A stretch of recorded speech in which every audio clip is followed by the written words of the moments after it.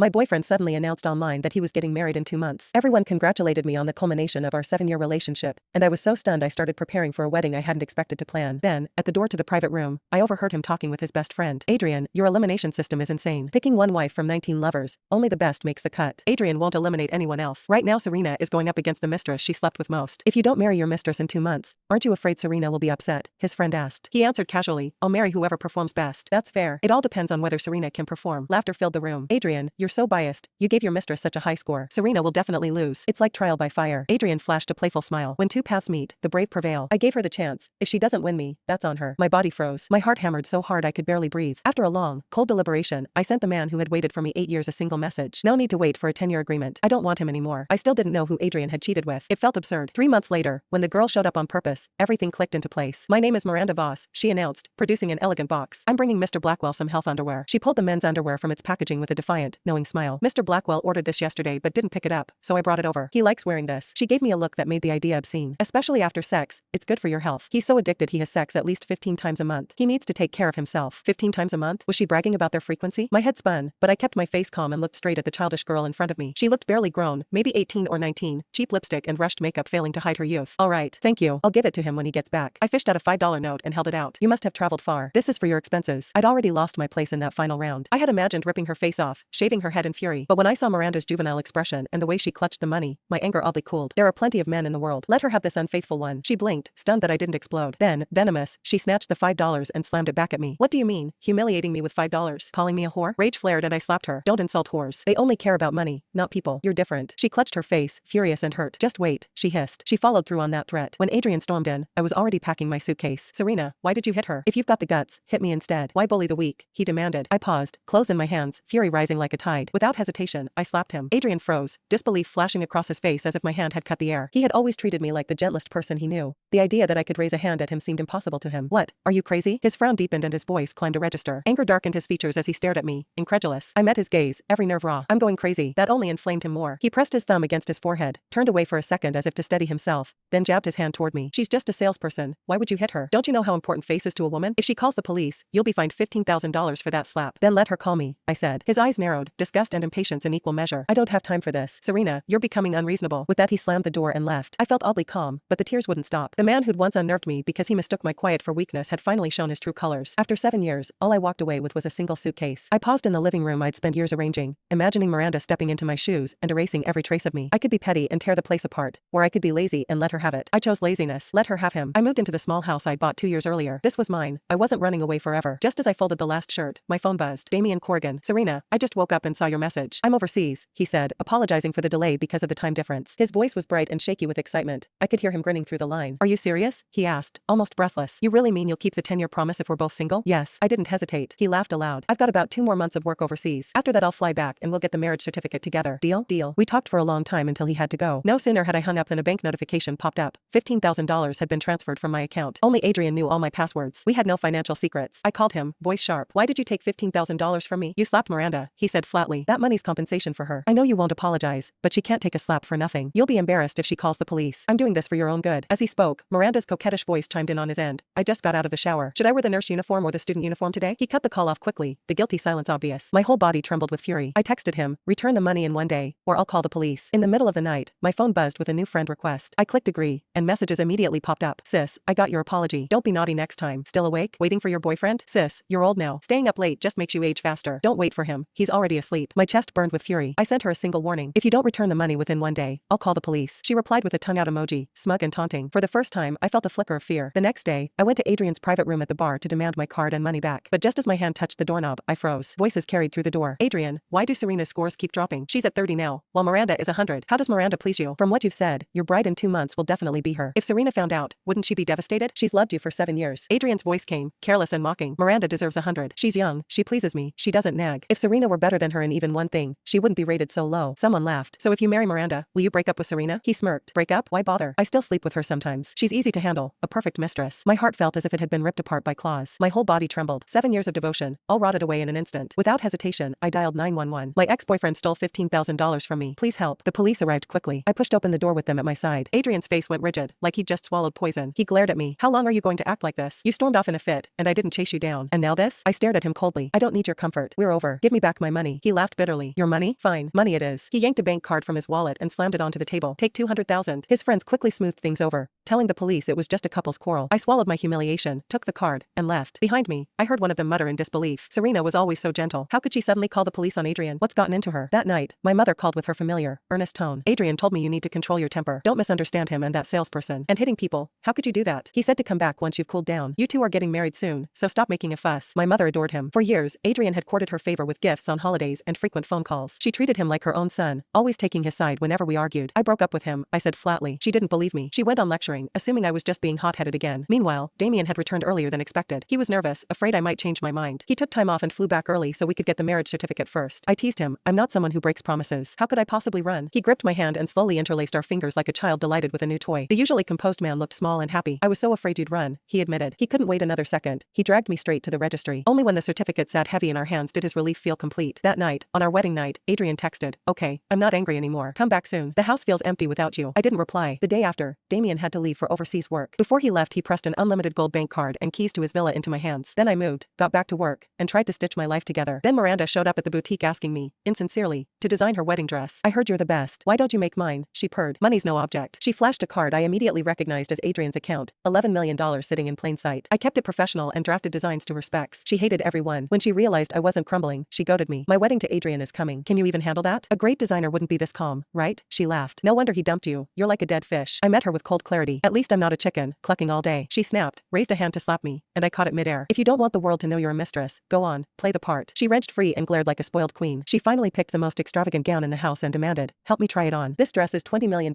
I warned. Once you sign, there's no return. She scoffed. You're such a pauper. My husband can afford anything. He won't waste it on someone like you. I said nothing, secretly savoring the thought of him going bankrupt. I helped her into the dress. Halfway up the back zipper she flopped to the floor, feigning pain and accusations. You're pinching me. It's not my fault he doesn't want you. Her sobs were perfectly timed. She called Adrian. He arrived moments later, saw her on the floor, and immediately turned on me. Serena, where did you learn to be such a shrew? He spat. I'm so disappointed in you. I laughed, because his disappointment felt hollow. Miranda moaned and clutched at him. He gathered her to his chest like a saint and, without ceremony, slapped me, hard. It was the first time he'd ever hit me. The slap stunned me into silence. I was about to fight back when my boss, who happened to be on friendly terms with Adrian, stepped in and put a hand between us. He stepped between us and urged everyone to calm down, but Adrian's anger didn't cool. Turning to my boss, he said, her temper's getting worse. Send her on a 6-month overseas assignment. Let her calm down. If Miranda hadn't been so kind, she'd have been locked up long ago. My boss gave me an awkward look. He ran an overseas wedding dress branch, in the same city Damien was working in. Without thinking, I said, I'll go. The next day Adrian leaned on my boss until the transfer was arranged. He messaged me, calm down. I'll pick you up at Lunar New Year, then posted online, wedding postponed. My girlfriend is unmanageable. We'll see. I moved overseas with Damien and, not long after, I was pregnant. The next time I saw Adrian, my belly was already showing. He and Miranda were in my restaurant. He looked wild with excitement and stared at my bump as if it were a prize. Serena, I was coming to find you. Our baby's almost here. Why didn't you tell me?